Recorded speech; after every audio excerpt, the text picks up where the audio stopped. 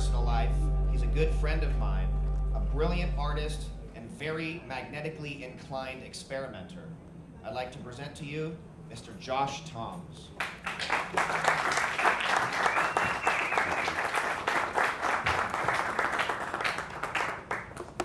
Hello, can you hear me? Can everybody hear me? Okay, hello, my name is Josh Toms. I live near Colorado Springs, not too far to drive for me to be here today. Very thankful for the great global breakthrough energy movement and for having me. My focus today is going to be a creative energy renaissance. What essentially is behind this, in my view, is the work of Edward Leedskalnin, a man who built a castle in Homestead, Florida in 1923. He moved it in 1939, and he was born in 1887, died in 1951. His story is really long and it's deep. It's really hard to really condense what I'm about to get into in an hour. So, is this little clicker right here? Okay, there we go, and I got a laser. What is creativity? Creativity is in engineering, creativity is in art, creativity is in architecture. There are so many answers to this question. What is creativity? Energy. What is energy? Energy has the same thing. It has so many different answers. It's life, it's minerals, and it's animals, vegetable, and mineral life. All right. Now a renaissance. Renaissance, oh, there we go. Excuse me.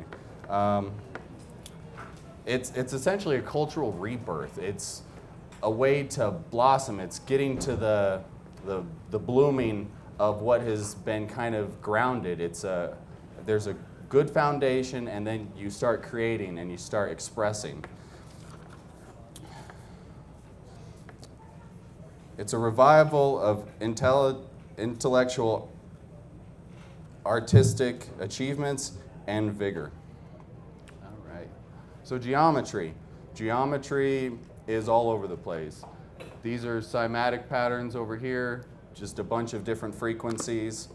And over here is a piece of artwork at the Vatican, just some geometry and a spiral pattern. I thought it was very interesting when studying Coral Castle and reading his work on magnetic current. Wasn't there two versions? I heard there was like two different versions of magnetic current. Or only one? The book I've been reading is the one that's from their official website and the museum. All right, so geometrical connections. I'm trying to express that there's geometry in everything. The gas, the matter, the life, even the term that we're using for is like free energy, 0-point field. There's so many different terms for it, but I see us as a reflection of this energetic, creative source. So now, where I essentially stem from Coral Castle work is 3-4-5 geometry, the Great Pyramid of Giza geometry, mandalas, the Pythagorean theorem. It's a very basic equation that can be expressed in so many different ways, and it's one of the first things we get taught in geometry. So here's a Tibetan mandala. Here's some a template that I drew up. These are just some of the things that I'm going to show my artwork here in a little while.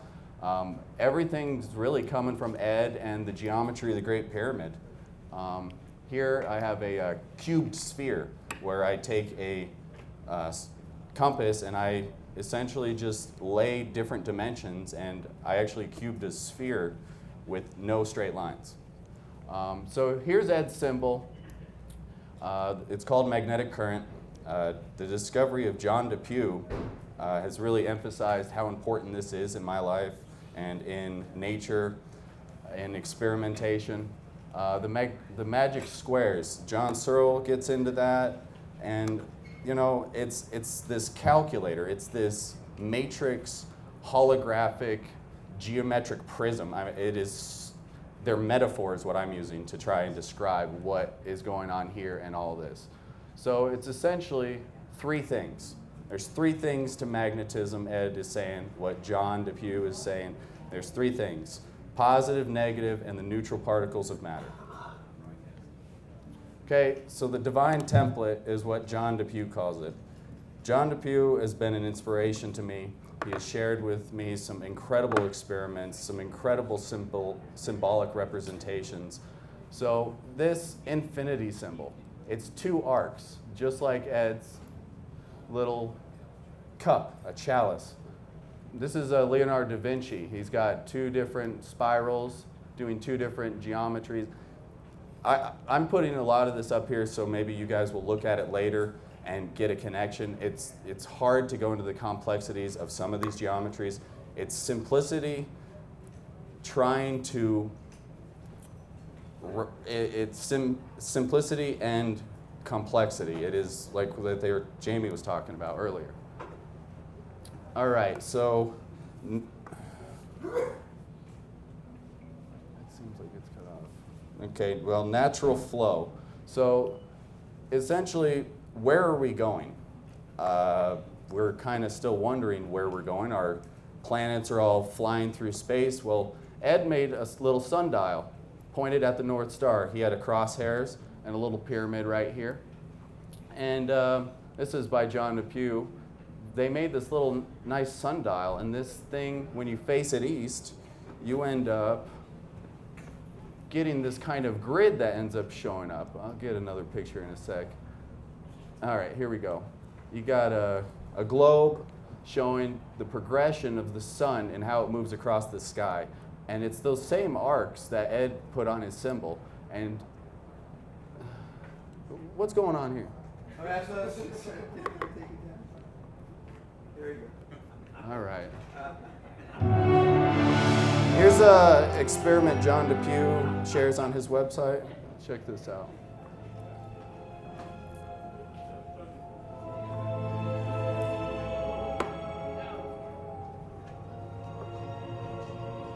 So each one of those is a little vortex gear. He calls it the equilibrious grid.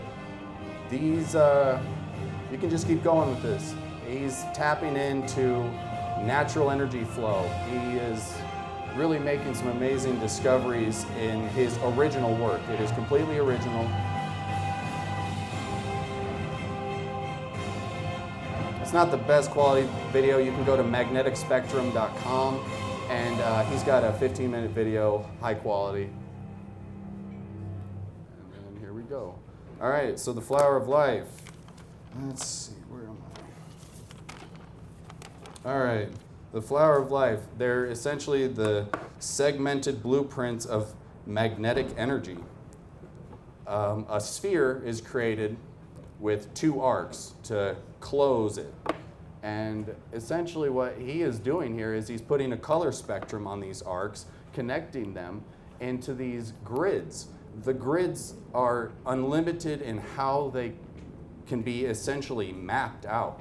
It's kind of how you want to project this geometry upon other geometries. It's a fractal geometrical projective imaginative structure. It's very hard to put this into words. So I really hope I'm getting somewhere with you guys here. So Coral Castle, he ended up building this structure here with the 345 and the magnetic current symbol from Coral Castle. So here we go. We got we got pineapples. We got so many different plant, geez, it's hard to wrap. Okay, I'll just get past that. All right, so we've got it in DNA too. These arcs, when you put them together in such a fashion, ends up creating this same geometric structure that is, it's all over. The two centrifugal spins with a centripetal right-hand twist. All right, here's another video called Magnetic Warp.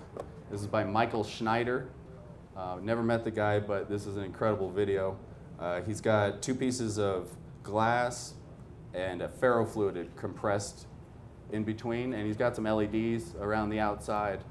And so this is just a magnet here.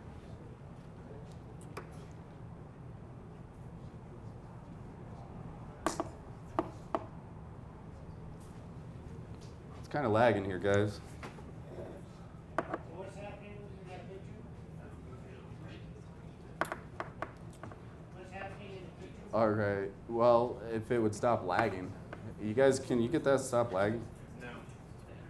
Okay, well, can you pause it just when it does the little geometry there? It's not responding. All right, well, it's just showing the different spins and geometry in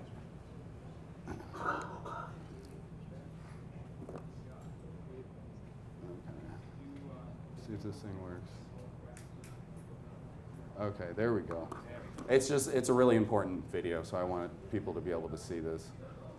It's just showing that the modern version of magnetism, where they say it's from the north to the south, is complete bunk these days. There's so many experiments, and especially from Coral Castle. If you go into the Coral Castle book and read word for word and do the experiments, you are going to find out that our modern view of magnetism is completely off. So that's just a North Pole, and here's the middle force, the straight line. It's essentially connecting everything. It's magnetic bonding. So here we go. We got the Taj Mahal ceiling over here. If you really look at it, there are the little ED symbols connecting that. You've got the dream catcher, which is interesting. The Native Americans seem to have a better understanding on magnetism a few hundred years before our scientists. So here's a really detailed picture of the image Michael Schneider was experimenting with the viewing film. Some bug eyes and cauliflower. All right, so we've got just so many different architectural achievements around there. Some of these are from Iran, some of them are from Iraq. I can find these images and these symbolic representations everywhere. So I think that what's essentially going on is that creativity is being expressed either we mean to do it or it's bleeding through subconsciously. All right, so the Masonic temples have it there. We've got some temples in Istanbul. Even the violin has the little symbol. This is an old Sumerian. It's got the different spirals. And this is a church from Santa Fe where some guy randomly decided to show up, build this staircase, and left, and nobody really knows how he did it. There's 3 points of contact: the top, the bottom, and look, Ed symbol right there.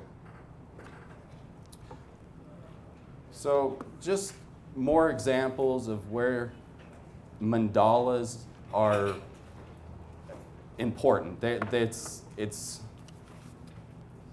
expressing this energy pattern that is pervasive throughout all of existence. The 3-4-5 geometry does create all the other platonic solids, but it also has an interdimensional, fractal, harmonic octave. So the music is involved in it. It's so big. I'm just using metaphors essentially to try and describe this. It's tough. This one here is really important. It's at Westminster St. Abbey. They pulled up the carpet recently after the Queen was married, or the new princess was married. And this is what they found. And the stones are from all over the world. It's about 1,200 years old. So here we go. We got Ed's wheel here. This is kind of where I'm getting at. Ed somehow built this castle with this wheel. And this wheel is from old Model T Ford parts, the old electrical system. He took it apart, about 5 of them. This guy was a tinkerer. He took stuff apart and he put it back together. He's using these 15-degree arcs, and I'm just putting a few little images there to give you ideas that it is the cardinal directions, these different angles, like when we're using a compass. And that's really what Ed was really talking about, was the geometry of the Earth, the geometry of the flux of magnetism. And here we've got some half spheres. Half spheres are very important because it's, like I was saying, it's an arc. This arc geometry, you got to be able to define half a sphere before you can get the whole sphere. That's my opinion. And this half sphere geometry is expressed in our architecture. So this architecture has to be structurally sound, or else you're going to have the Capitol building fall down on a bunch of people. This thing's been there since the Civil War. So these structural, strong foundations is essentially what's going on here. It's the arc. Here's some artwork I did on some copper bowls. Essentially, I'm taking the geometry of the Great Pyramid of Giza, and I'm laying out these fractal patterns of the ratio of the square root of phi and the 3, 4, 5, and I'm projecting it upon different geometrical structures. So I can actually create these optical illusions with this structure because this structure is depth. It is a measurement tool. This is a better measurement tool than when you use a tape measure, because the tape measure is all segmented and linear. This is a ratioed nonlinear structure, just like our depth of space is. And here's some more artwork of just the different ways this geometry gets laid out. This is on a pyramid. Just some hand-drawn stuff. I really started off as an artist. I started off looking for how energy works, and I looked at all the different names of the free energy movement. I have been in and out of the internet looking at all these different videos, and it's been Ed. Ed has been the one that has stuck with me the longest, and this is all geometry from Ed's work. And here's some black light artwork that I've done. I do every once in a while exposition in Manitou Springs, and I have people put on some chroma depth 3D glasses, and this actually creates an optical separation with the glasses. So I'm applying geometry that creates optical illusions with art that creates optical effects. So in person, people really understand what I'm trying to express in my artwork because it is there, it's blatant, and it is a self-expressive organism. So right here is the pyramid. This pyramid, if you're putting these glasses on and I'm having it sit over in the corner with the right lighting, you're not going to know if it's pointed in concave or pointed out convex. All right, so here are some of my breakthrough energy pieces. This one here, the star, is from John Michael's work, and it's just showing the spin and the fractal ratios in the pyramid or in the pentagon geometry. And the pentagon geometry is actually connected to the geometry in the Great Pyramid of Giza. This is what's so important about what Ed is trying to describe and what John Depew is describing, is that this energy is everything. So it's very simplistic because nature isn't fighting to be. It's all here already. Oh, no, let me go back. Okay. All right, this one over here, I have the ohm symbol in there, just symbolizing the center energy vibration cascading out like when you drop water or drop something into water. But this one here really is the one I just poured myself into. It's called cultural reflections. Now, I put all these different symbols there because each one of these cultures is symbolically expressing this geometry. They're intuitively tapping into what this base energy system, energy source is, these three things. And it's hard to truly describe all of the different layers of how this all came to be, but this structure here is one of the things we've been looking for. We've been wanting another platonic solid. They've got computers going out there looking for all these platonic solids, but we really haven't looked at the geometry of the Great Pyramid and the hologram that it really is. So I want to thank John Depew for all of his inspiration. Those are his websites, coralcastlecode.com and Magnetic Spectrum. This is a piece of artwork he did for the breakthrough energy movement here, and it's in support of me and my friends. And essentially, I started a movement called the Million Volt March, and it's a way to get all of us to come together and put kind of our differences aside. And you know, this is where I've landed. This is what I really am following, because I do a lot of experiments. I've seen some pretty groundbreaking stuff. But I think what really is going on is a cultural energy renaissance. A cultural energy renaissance is on a multitude of levels. It is going to change our social structure on so many facets, and I feel that if we have the right intentions, it's going to be a very positive and uplifting future. So that's my presentation. I tried to sum it up. There's a lot to it. I mean, I really can't do it in an hour. So you have time for questions now? Sure. What's that? Yes, you can find my artwork. You can find me on Facebook. That's where I've been essentially connecting with everybody. There's just so much going on. And I felt that a Million Volt March, which is actually happening tonight at 10 o'clock here at the Days Inn, we're going to do a big photo op. Recently, I was out in Philadelphia with the Tesla Science Foundation.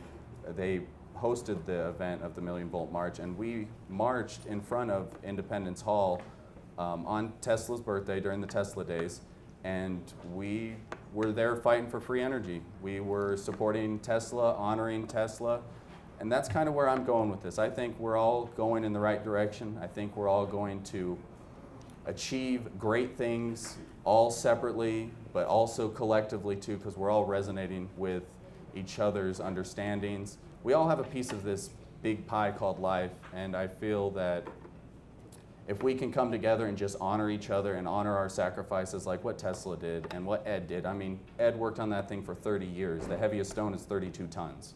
I mean, that's 1/5 the weight of the Saturn V rocket that took us to the moon 20 years before we went to the moon. So something happened at Coral Castle that we as a society need to embrace and uplift the people that have attempted to understand it, because most modern institutions are very naive of this actual occurrence. It's not known. There's a gate there that's a 9-ton gate, and you can just push it and it spins on its own.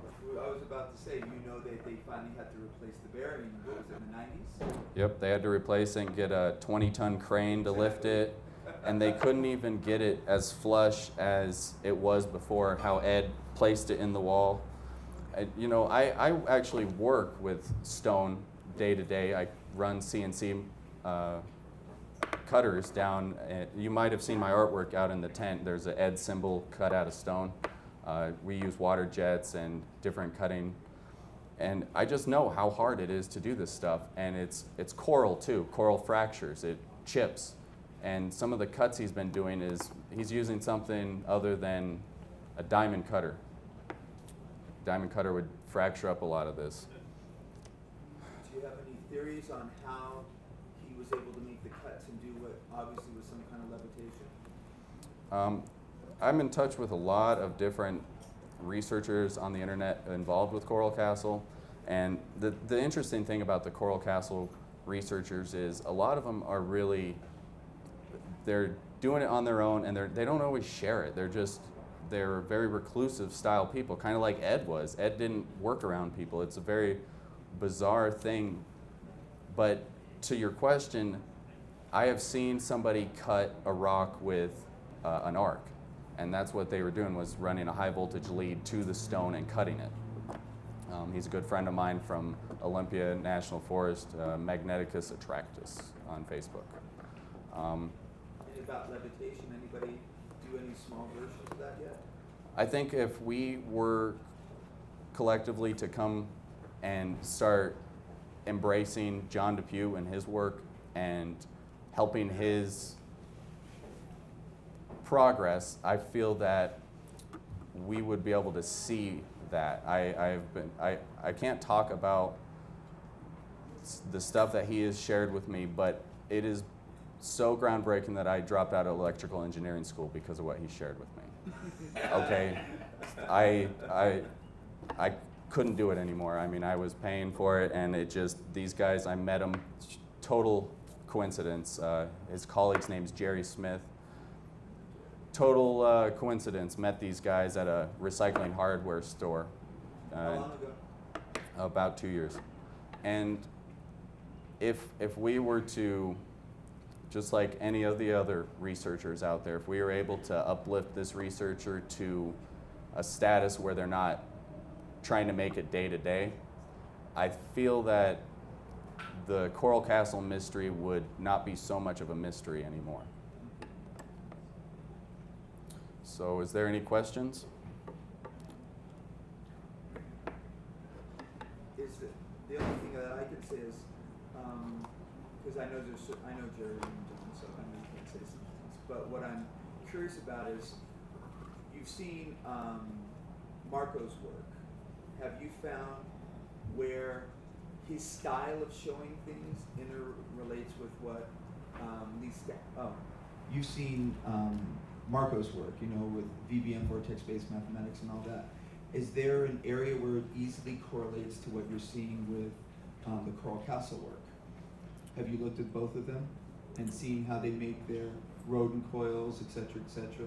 And are you seeing where the geometries seemingly, maybe it's a different way of showing it, but underlying it's the same foundation? You know, he has the 3, 6, 9, you have the 1, 2, 3, Yeah. it's the same, Yeah. same type of thing.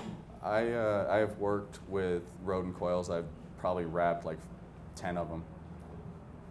I feel that there are 3 things, like I was saying earlier. Marco Rodin has the 9. I feel that a 9 comes from a 3.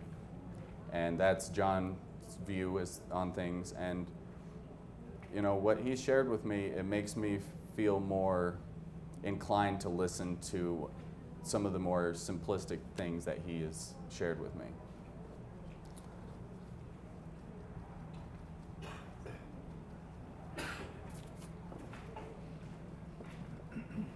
Hi, Josh. Hi. Hey, can you give us an idea about, can you talk more about the correlation between sound and the geometry? Because I know that there is like these geometrical symbols are actually sounds, and that I don't remember which historian it was that developed the musical scale, but he was able to demonstrate that these shapes are actually sounds. And so I was wondering if you could talk about that. So just the geometry? You just want to know about it's how I really would like to do cymatic experiments in space where you could take a sphere of water and put it in space and run the sound through it. But essentially what's going on is the energy is passing through it, and it's conforming into these standing wave patterns. And if you have just like a car battery and a coil speaker, and you're tapping that car battery on and off, you're going to create different geometries in the water. So essentially it's the vibrations per second that's going to be affecting the geometry of whatever solution that you're putting in. I mean, anything can be a solution of, so as the geometry in sound, I feel plays a huge role in this. The 432 work has been very, something that has been my curiosity. I've got a cousin that he's a trumpet player at UNC, and I told him about this geometry and sound, and he broke into the school, retuned the piano to this 432, and they were playing with it for a whole week in this different geometry, and they were loving it. But then they changed it back because the professor was upset with it not being truly harmonious with the rest of the music. So, yeah, I've made some cymatic experiments, and it's really how the whole structure that's being affected organizes. So the little geometries in the big geometry, it's a big fractal. It's fractal reflections. Okay, I got a real simple question. Do you feel gravity's a wave? I feel gravity is the middle force. We're in a still area right now, so it's very calm, and I feel that it's these magnets that are flowing through each other all the time. Ed has an experiment where he can actually tell you which direction magnets are flowing up and down, not only just north and south, they're going up and down. So like I was saying earlier, it's very much getting into Ed's book as an experimenter and seeing how the experiments are reflecting this energy and how it pushes, how it pulls. I am to the point now where I don't want to go into a lot of these terminologies and things. I have almost been brainwashed now into this 3 things. I am just looking for 3 things, and when I see those 3 things, I'm building based off of it. I've built about 16 magnet wheels. I do this stuff compulsively. Geometry, I'm just constantly going with it, and I used to look at a lot of the wavicle, all the mainstream science stuff, and I got alienated from it because of what the Coral Castle experiments are essentially describing. And that's one thing Einstein talked about, was the first man to understand a compass will understand everything. So the compass, I think, is still a underutilized tool. Somebody recently showed me an experiment. You take that compass, you can prove that the positive polarity is facing the North Pole. So in fact, because opposites attract, it's actually attracting to a southern polarity in our North Pole. So, I mean, do we even know what pole our North Pole is? So, I don't know if it's a wave, but I know that magnetic energy is pervasive in everything, and I think that the geometry is really where this energy flux is happening. It's how things are structured. Do you think there's any relationship between Ed's work and Grubenikov's? Yes, and I'm very happy you brought that up. My half-sphere geometries is that cavernous structural fractal. This is my opinion, that's where the wave cancellation in those bug wings is happening. That's kind of where I was at as well. I mean, years ago when I was, I was reading an article about Lexus and using noise-canceling technology to get rid of wind noise in their vehicles. And as a musician, I recorded a handful of albums, enough times to know that when you have conflicting frequencies, phases, that you lose instruments. And so you happen to record 6 guitars and you turn a couple up and you lose some, and you don't really know why, and then you start switching it back, and then you come back. And just the same way those waveforms, whenever they're completely reversed polarly, 180 degrees out of phase, that they'll cancel completely. And Lexus was doing the same thing in their vehicles. And Grubenikov's, he also, I don't think it's a huge secret that it was mostly based off Beatles, his work. And I find that it's might be a coincidence that Ed Leedskalnin says that he understood the secret of the Egyptians, and in a lot of Egyptian art, you find the scarab. Exactly. You'll also find bees. I agree with that wave cancellation, because what I'm doing with this geometry, if I drew this geometry instead of projecting it on this half sphere, if I did it onto 2-dimensional plane, it wouldn't look like that at all. And I did this in a CAD program and was able to project it out. And when you actually take this 2-dimensional template, project it, it will show you this flower of life on the membrane of a sphere. But it's through wave cancellation. There's, I could do it in so many different ways, but essentially, like the one on the right, you see how those two are coming together? It's a wave cancellation. That's what I see in geometry. I'm looking at the edge. I'm not essentially looking at the shape itself. I'm looking at the edge detail, that middle. It's the middle force. There's, the inside of the geometry, the outside of the geometry, but it's the line that is that middle. It's defining the thing. So essentially, if you could understand what the waveform or what the frequency of gravity is, then it would be fairly easy to use the polar opposite or the phase shifted. And in music, it's a minor sixth. So you take a note and then you get a minor sixth, and you lose both. They cancel. In which music scale is in the audible range, and then, of course, I've already tested the audible range, and gravity's definitely not there. If gravity is a wave, which I tend to believe that it is.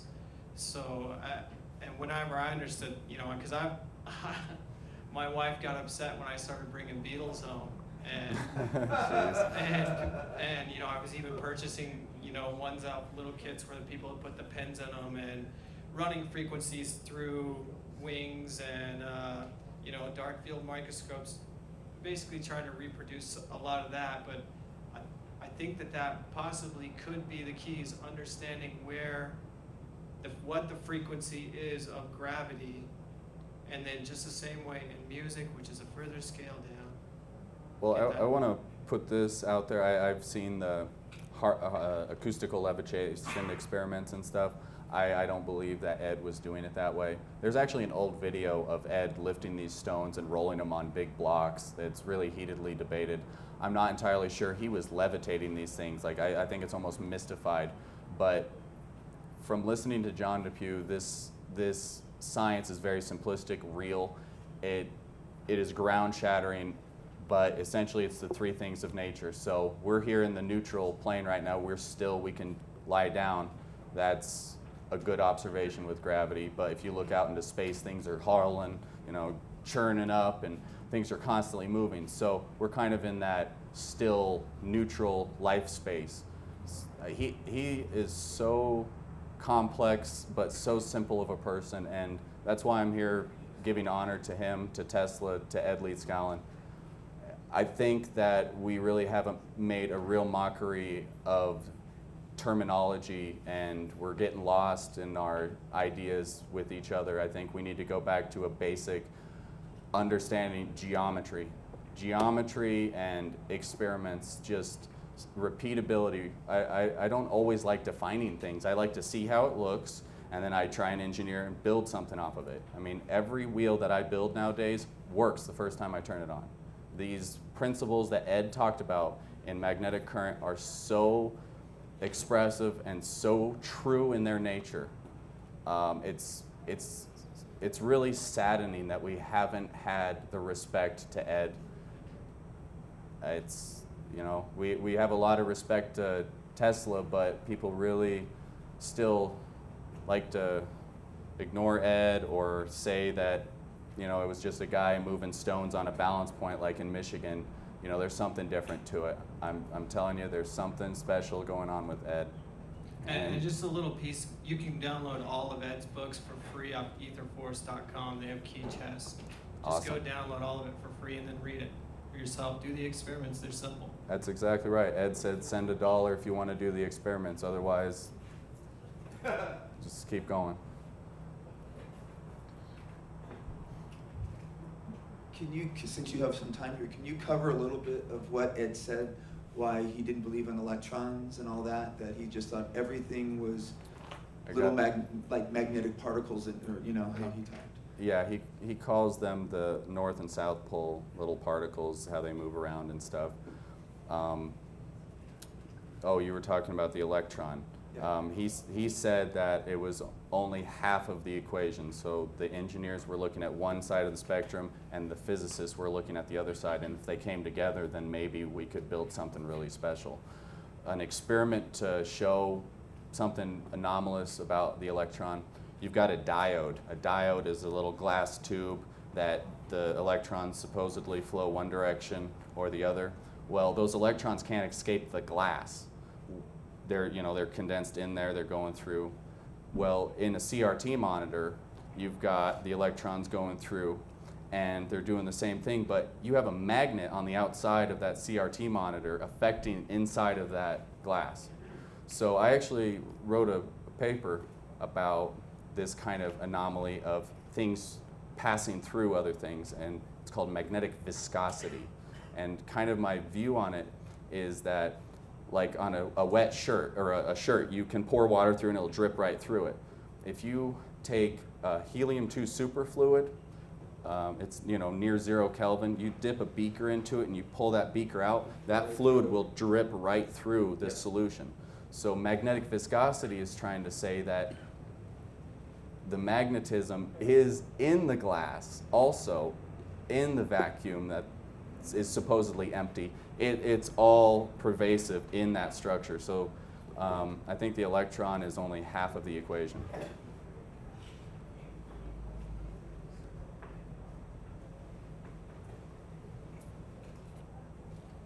Anybody else have questions? You have time, so what can you talk about that we would find? How much time do I got? It is 3:02. You've got at least almost 15 minutes. Whatever feels awesome to you, we'd love to hear it. Let's see what I got here.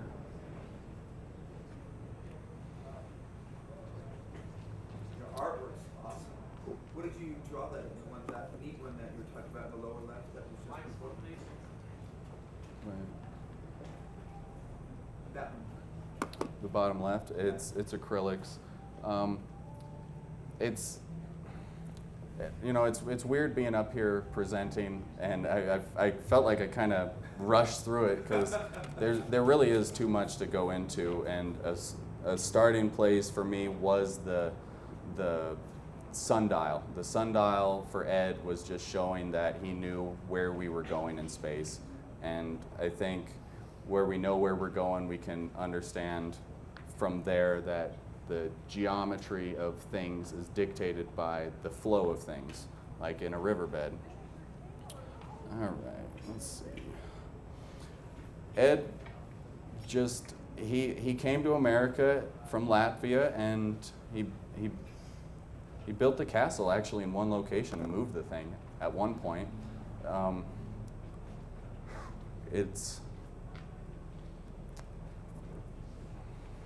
you know why he moved it? He said the energy patterns weren't right. He said something wasn't right, so he moved it, and he had even better energy patterns going on. Do you know what it was? I'll tell you what it was if you don't know. He moved to a block wall plane, a natural earth occurring block wall plane. Okay. And that allowed him to have a lot, you talk about the neutral points, Mm-hmm. I think it gave him more of a balance point to play with, because he's right, from what we found out, it was like a naturally occurring block wall point, just geophysically, so it gave him a lot more ability to do what he was doing. Well, there's actually a report of him walking around in Canada looking for a spot, so he may have been wandering the eastern seaboard for a long time when he came here as an immigrant. But there really is a lot of holes in this story. There's a lot of myth going on too with this, and that's kind of why I emphasize reading his book, because it's his handwriting, it's his experiments. And just like Tesla, I try not to read too much of other people's work on Tesla. I try to read his own handwriting and learn from him himself. Really, this geometry of the 3, 4, 5, it is three things. It's connected to the law of the squares, and this law of the squares, you can check it out with Searle technology. It's a Rubik's Cube, and this information is just constantly happening all at the same time. And, gosh. I wanted to say thanks to Fernando Vosa, because he's the one that really started encouraging me with my artwork and getting me really going with a lot of this. And the blacklight artwork is what he taught me to use. And it's just these different mediums that we're going to be able to layer into our technologies. And a renaissance is not just art, it's engineering, it's architecture. And there's a real move happening for all of this, and that's why I think Ed is kind of this leading figure, because he's got energy and he's also got the artwork going on.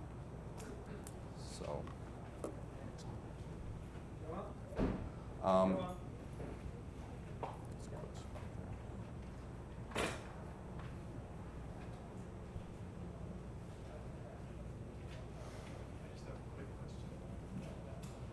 Ed who?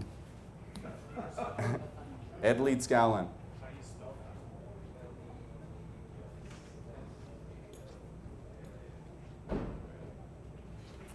Thank you, I wasn't here earlier. How do you spell the last name? Can you say it loud? I believe it's Leedskalnin. Correct. Hey, did good. I had endless pictures, and somehow this hour went by a lot. Quicker. You're like, And- just go if you got 10 more minutes. Is it true that Ed Leedskalnin was a Mason? He Your research? learned supposedly from his grandfather stonemasonry work in Latvia.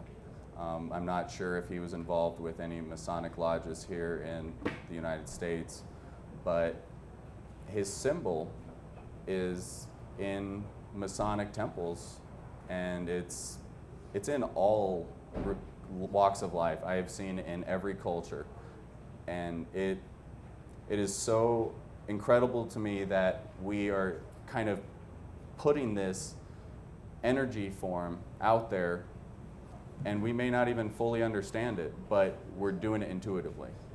And I think we do it in our architecture, big time.